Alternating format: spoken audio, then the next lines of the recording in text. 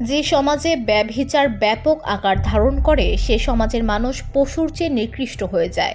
এজন্য ইসলাম ব্যভিচারের সব রাস্তা বন্ধ করতেও মানুষের চরিত্র হেফাজত করার প্রতি সবিশেষ গুরুত্বারোপ করেছে। আল্লাহ তাআলা পবিত্র কোরআনে সফল মুমিনের গুণাবলী বর্ণনা করতে গিয়ে বলেন, এবং যারা নিজেদের যৌনাঙ্গ সংযত রাখে তবে নিজেদের স্ত্রী ও মালিকানাভুক্ত দাসীদের ক্ষেত্রে সংযত না রাখলে তারা তিরস্কৃত হবে না। অতঃপর কেউ এদের ছাড়া অন্যকে কামনা করলে সীমা লঙ্ঘনকারী হবে। সূরা মুমিনুন আয়াত 5-7। আল্লাহ তাআলা এমন সচরিত্রবান ঈমানদারের পুরস্কার ঘোষণা করে বলেন, তারা শীতল ছায়াময় উদ্যানের উত্তরাধিকারী লাভ করবেন, তারা তাতে চিরকাল থাকবে। সূরা মুমিনুন আয়াত 11। চরিত্র হেফাজতের পুরস্কার জান্নাত। আল্লাহ তাআলা যৌনাঙ্গ হেফাজতকারীর পুরস্কারের কথা বর্ণনা করতে গিয়ে বলেন, এদের জন্য আল্লাহ রেখেছেন ক্ষমা ও মহাপুরস্কার জান্নাত। সূরা আহজাব আয়াত 35। অন্য আয়াতে বলা হয়েছে তারাই জান্নাতে থাকবে সম্মানজনকভাবে। সূরা মাআরিজ আয়াত 35। বসুন্ধরা, উত্তরা, বনশ্রী, কুড়িল ও বাড্ডা সহ রাজধানীর বিভিন্ন স্থানে অভিজাত ও অত্যাধুনিক মানের ফ্ল্যাট কেনার এক নির্ভরযোগ্য প্রতিষ্ঠান প্লেজেন্ট প্রপার্টিজ লিমিটেড। তাই আপনার স্বপ্নের আবাসনের জন্য আজই যোগাযোগ করুন। Pleasant properties limited, where destiny matches eventually.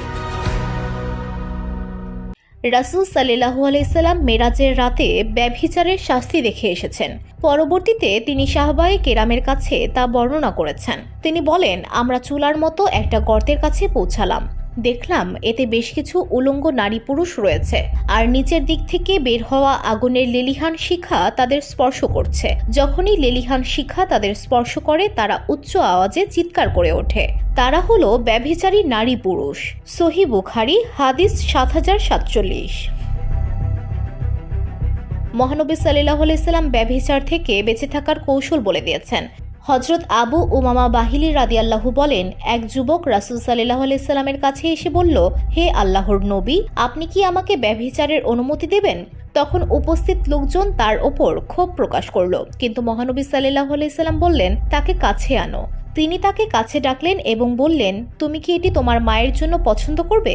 যুবক বলল, না, আল্লাহ আমাকে আপনার জন্য কুরবান করুন। তিনি বললেন, তেমনি লোকজনও এটি তাদের মায়ের জন্য পছন্দ করে না। তিনি আবার বললেন, তুমি কি এটি তোমার মেয়ের জন্য পছন্দ করবে?